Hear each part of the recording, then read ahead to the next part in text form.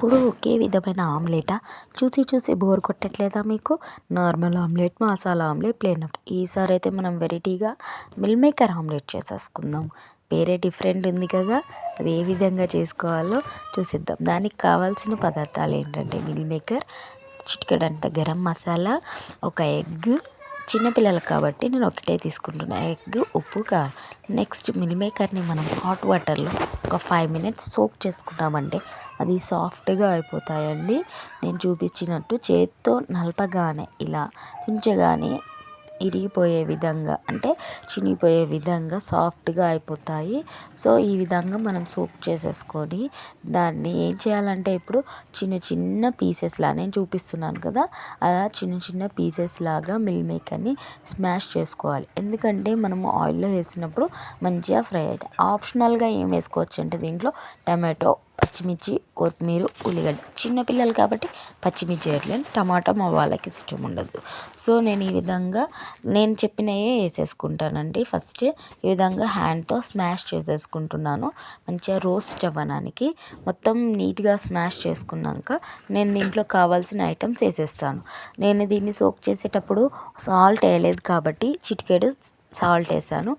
చిన్నపిల్లలు కాబట్టి కారం తక్కువ వేసాను. గరం మసాలా వేస్తున్నాను కదా, పెద్దవాళ్ళైతే పెప్పర్ పౌడర్ కూడా యాడ్ చేసుకోవచ్చు. సో సాల్ట్, కారము, ఉప్పు. నెక్స్ట్ మనం దీంట్లోకి ఎగ్ వేసేసుకోవాలి.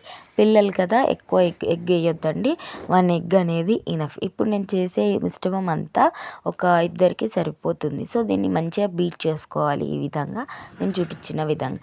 నెక్స్ట్ ఒక కడాయి పెట్టుకొని దాంట్లోకి 2 tablespoons దాకా ఆయిల్ యాడ్ చేయాలి. ఆయిల్ మంచిగా హీట్ ఎక్కనివ్వాలండి, అప్పుడే ఆమ్లెట్ అనేది మంచిగా రోస్ట్ అవుతుంది.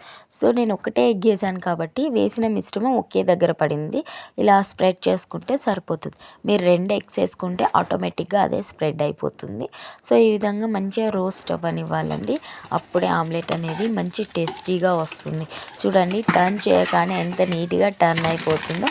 సో ఈ గోల్డెన్ బ్రౌన్ కలర్లో ఆమ్లెట్ అనేది రోస్ట్ అవ్వాలి, అప్పుడే టేస్ట్ అనేది బాగుంటుంది.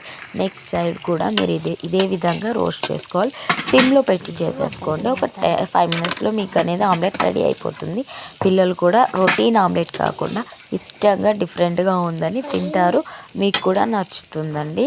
ఇందులో మనం కావాలంటే ఆనియన్స్ కూడా వేసేసుకోవచ్చు, కానీ పిల్లలకి నచ్చదని చెప్పేసి నేను వేయలేదు. సో నేను వేసింది ఇంతే. మీరు ఇంకా ఇంగ్రీడియంట్స్ వేసుకోవాలంటే ఆనియన్, టమాటో వేసి చేసేసుకోండి. సూపర్గా ఉంది. నచ్చితే లైక్ చేయండి, షేర్ చేయండి.